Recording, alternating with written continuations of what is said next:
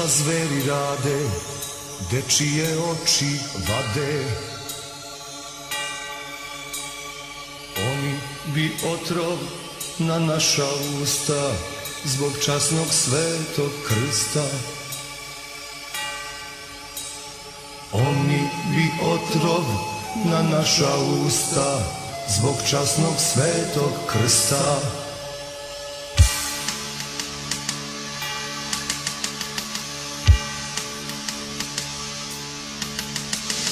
Koliko su krvi popili naše balije i ustaše,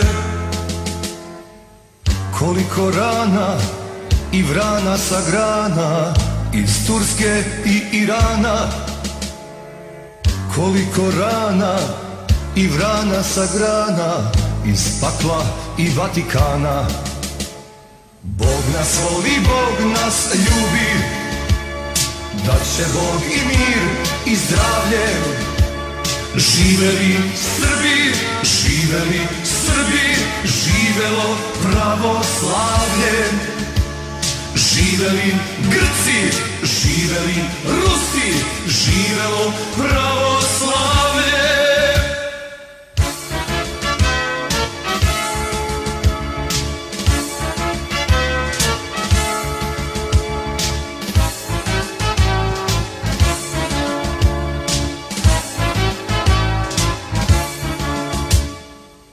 Koliko suza treba slobodi iz mraka da se rodi, koliko rana i vrana sa grana iz Turske i Irana, koliko rana i vrana sa grana iz pakla i Vatikana. Bog nas voli, Bog nas ljubi, dat će Bog i mir i zdravlje. Živeli Srbi, živeli Srbi, živelo pravoslavlje. Živeli Grci, živeli Rusi, živelo pravoslavlje. Ja sam Slavko Aleksić, četnički vojvoda. Pored mene je Igor Vukašinović, srpski borac, koji je teško ranjen snajperskim metkom i od tog ranjavanja ostao je bez vida. Pomaže Bog, braćo Srbi i sestre Srpkinje. Pozdravljam vas sa Slobodarskih Pala ispred našeg duhovnog hrama i želim da se zahvalim svima koji su uzeli učešće u ovoj akciji na čelu sa protom Radmilom Stokićem.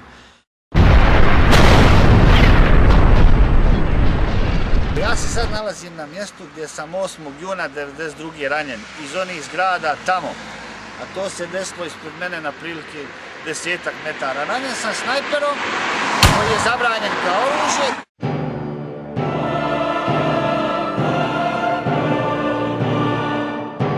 Ovo iza mene je Sarajevo, grad u kojem sam rođen, u kojem sam odrastao, u kojem sam živio i koji sam morao da napustim 1992. godine.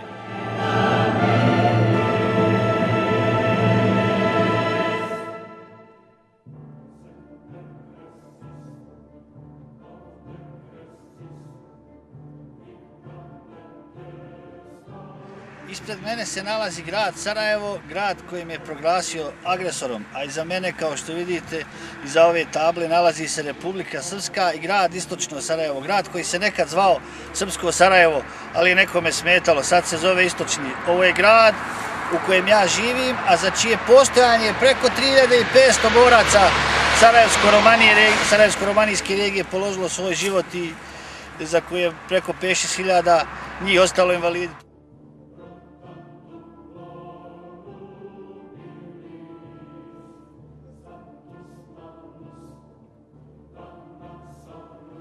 Ovo iza mene su Pale, ratna prestolnica Republike Srpske i grad u kojem bi se moglo reći da je nastala Republika Srpska. Ovo je sada modern planinski gradić sa 12 fakulteta, grad u kojem ja živim. Dobrodošli.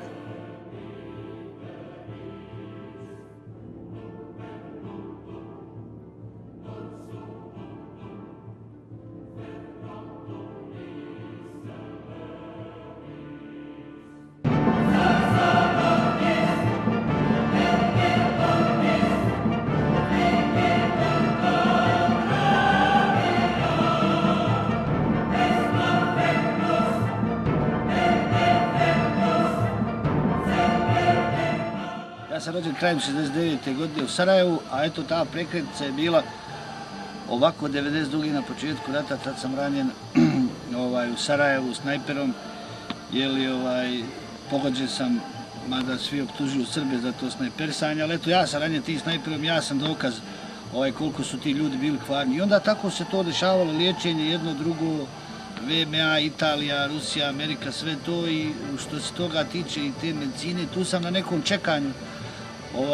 Nauka napreduje sad, šta će biti, uglavnom rekli su mi svi da čekam i da održim neki razum i pamet i to, a valjda će doći to neko rješenje. A onda je moralo da se živi, jednostavno da se radi i to sve da se funkcioniše, pa smo to prebrodili. U stvari ja sam inače nekako osoba, pa nisam imao puno problema s te psihičke strane. Odmah na vrijeme ja sam se prekonto šta je činiti radi. I onda tako je to sve išlo, sad živim u Palama, oženjen sam, imam 2 djece i 2 čerkice.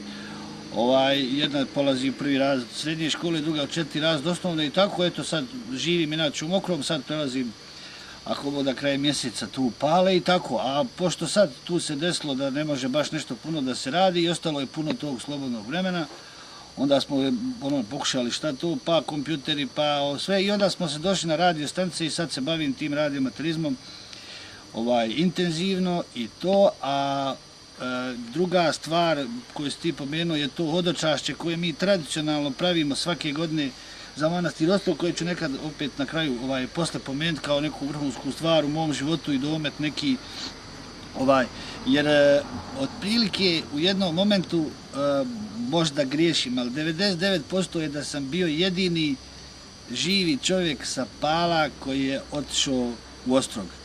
Posle 2 godine se pridružili, znači to već traje 5 godina, mislim i to mi je vrlo drago, sad možda ima neki stari naš neki džed od 90 godina, ali mislim da sam ja bio jedini čovjek 1-2 godine koji je sa Pala iz ove regije koji je išao pješke u manastir Ostrog, jer znam neki moji drugovi iz Čajnića su to ispitali što se tiče Čajnića i oni su bili jedini živi.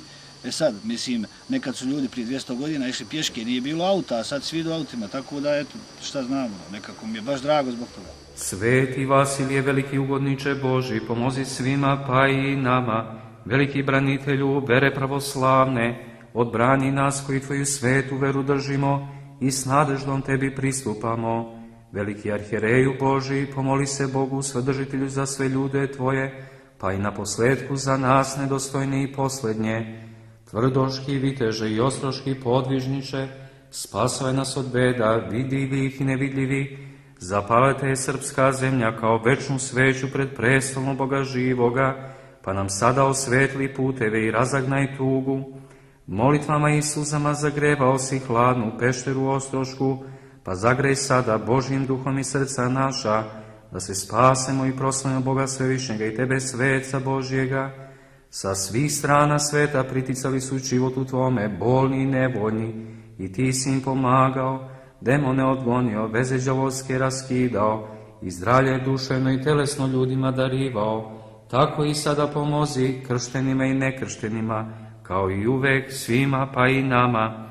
Izmiritelj si bio zavađene braće, izmiri sada sve zavađene, zbratimi razbraćene, oveseli tužne, ukroti samovoljne, iseli bolne. Sveti Vasilije čudotvorče i oče naš duhovni, čuj i usliši čeda tvoja duhovna, u Hristu Isusu Gospodu našem. Amin.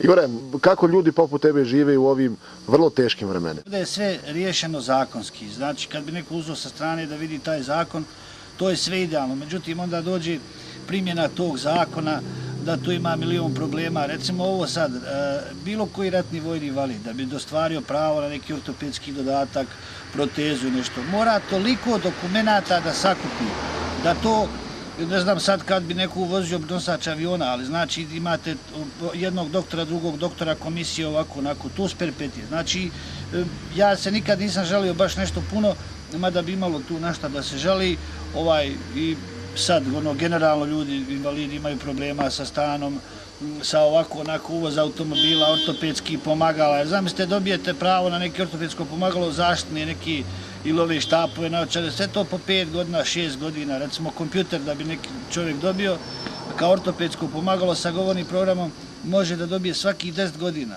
Razumijete, tehnika napreduje, softver i sve to. A da se vratimo sad na prvo pitanje. Vidite, vi morate da funkcionišete pa kako god. Neko malo teže, neko malo lakše, neko ima problem sa psihom pa se povuče u sebi, pa to. Ja sam odmah, kažem, to u startu riješio, tako mora, razumijete. Znači čovjek kad je zdravo ne gleda, ja sam nekad po Sarajevu više puta vidio ti ljudi idu sa štapom i to sve i onako, to je meni bilo, mislim, kao i svima, ono, dok on prođe pored vas, ali nikad se nije niko zapitao kako je tom nekome. Sad vidite, ovi ljudi, paraplegičari, ovako, onako, nikad se niko nije pitao kako oni žive, imaju li oni pristup, ulaz, da li imaju rampu ili ovako, onako. Znači, vidite, vi živite, morate funkcionisati ili da poludite. E sad, ono, šta znam, imate sad puno ortopedskih pomagala koji vam pomažu i sve to, ali vidite, generalno mi nismo društvo da bi čovjek je od popalama, čovjek u kolicama, jedva se teži, jedva se kreći.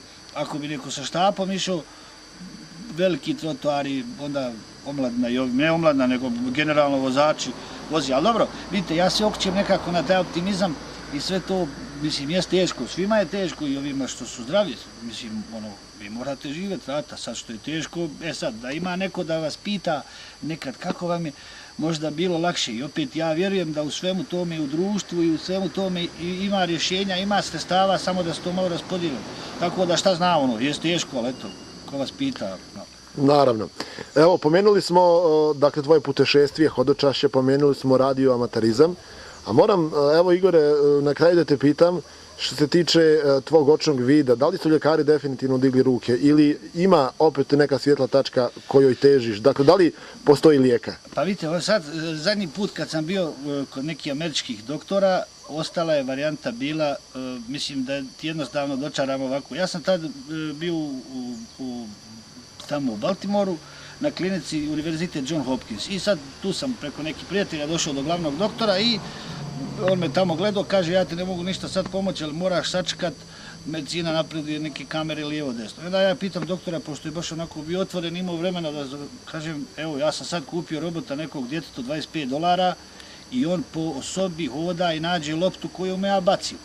Kako je to, on $25 hoda, sve to, može li se doktore tu, mislim ono, jel, primitivno seljačko pitanje.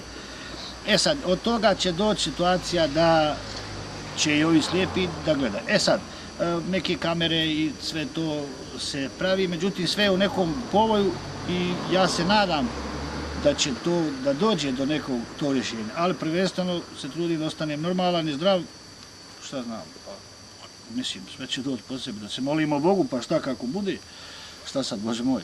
I ja, kao Vojvoda i kao srpski borac, molim sve ljude dobre volje da našem Igoru pomognu da opet progleda. Hvala.